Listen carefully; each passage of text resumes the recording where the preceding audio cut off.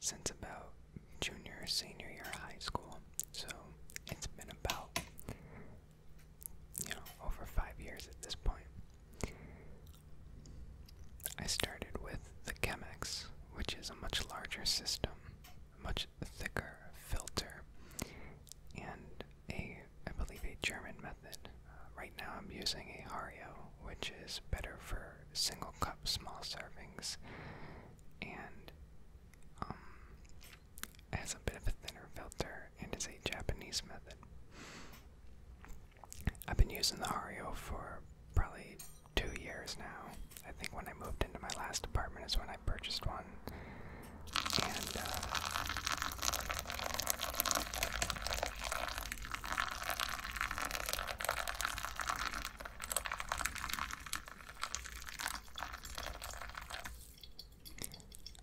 I think it's very great for being able to tweak very small servings.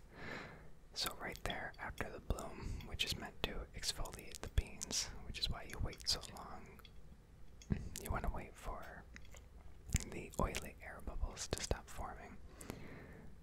So around 30 to 60 seconds. Then I go in for what I just poured, which is anywhere from about 50 to 100 grams of water. I poured even slightly less than that. And I like to think of this as honestly like a second bloom. If you have an especially oily bean, there's no reason to pour a very large pour after your bloom, in my opinion, unless you're going for a very acidic or sour coffee. I like the acidity to be relatively low in my cups, as I have a lot of stomach issues, as you may or may not know. Here I go for the second pour, which is essentially a repeat of the first one.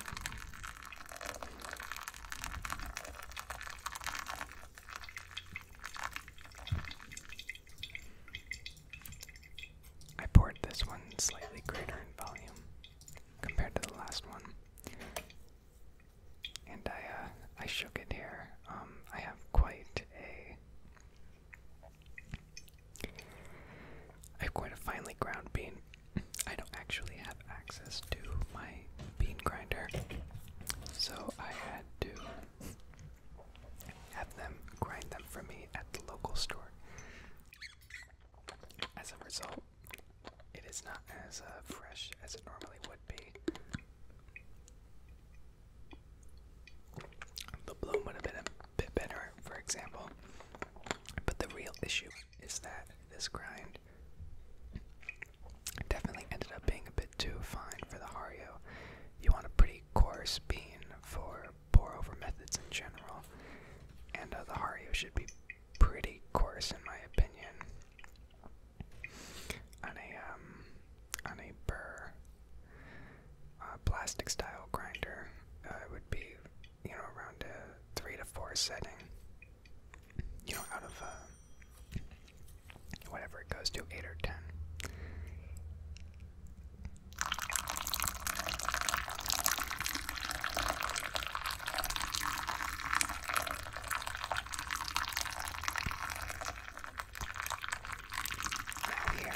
Since it is the morning, although I drink decaf, I'll explain that.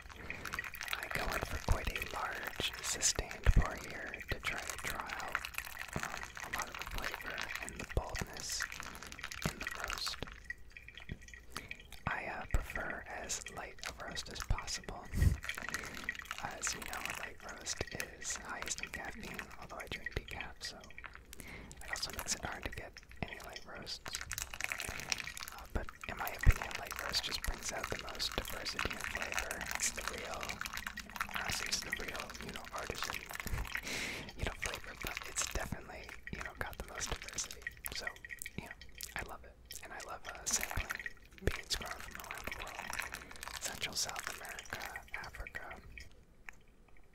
is going to be the bulk of what you end up getting imported. Some of the best beans. Kenya being my favorite. Sorry about that. I lost my place watching it back. In total, it probably made well well over 1,000 cups of pour over between Chemex and Hario. Especially towards the end of college, there are points where I was brewing multiple cups a day.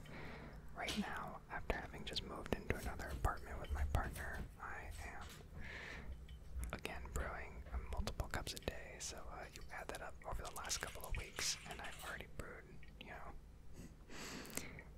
50 to 100 cups probably.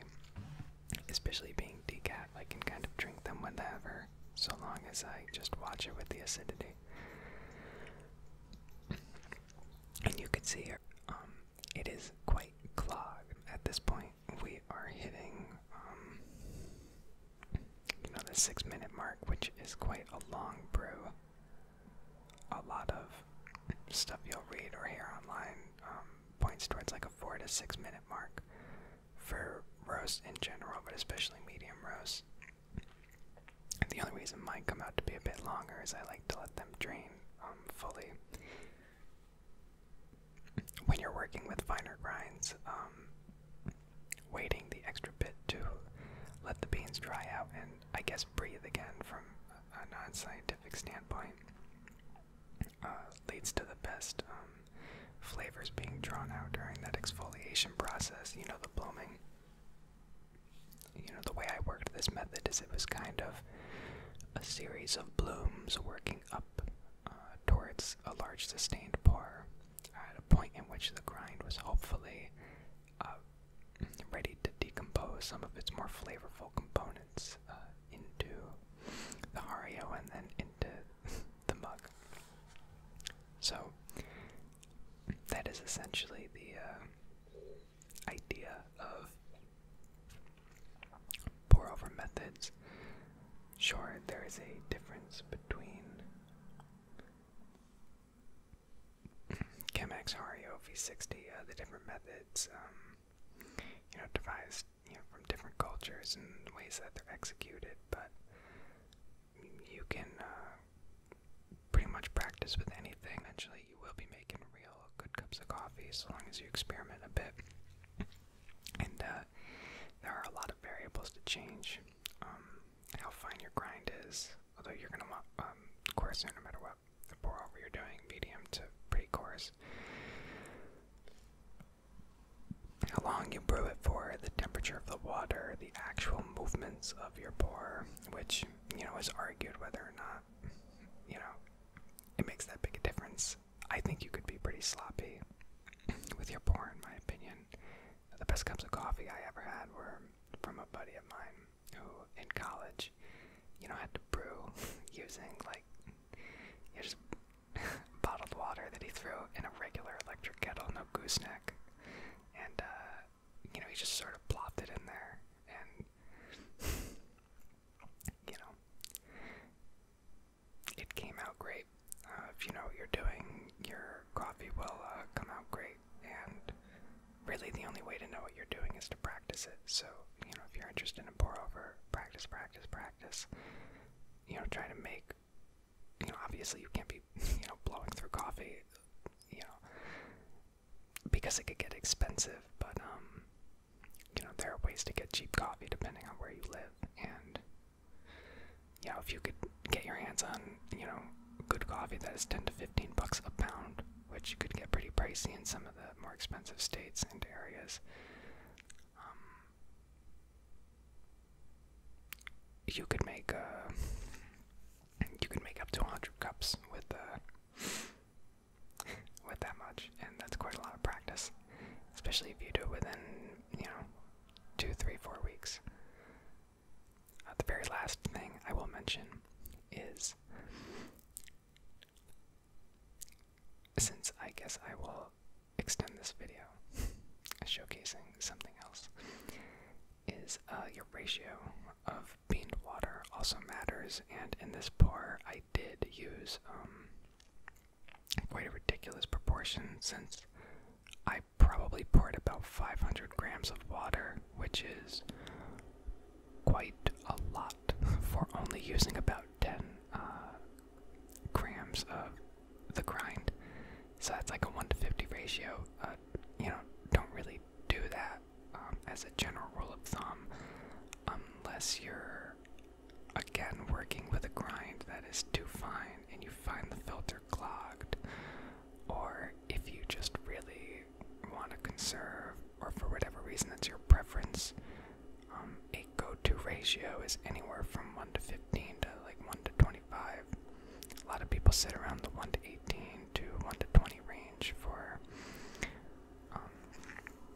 your ground to water ratio.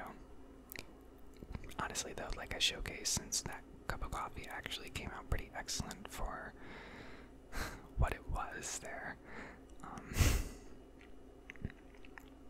you could pretty much make it with whatever.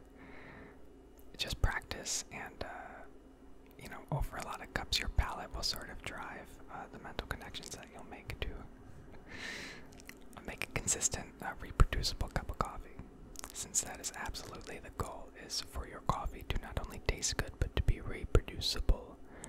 Otherwise, how could you impress anybody who comes over? Right? But yeah, learn to do this for yourself if you want. You'll enjoy it.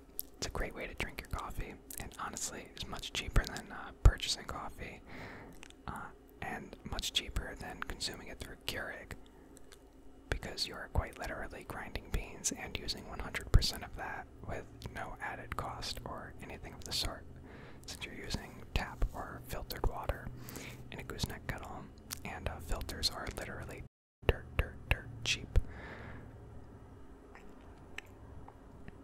But you do you, of course. Every method of drinking coffee is valid, even instant coffee. But try not to drink instant coffee, lads. Just kidding. Have a good one, and hope you enjoyed this different format.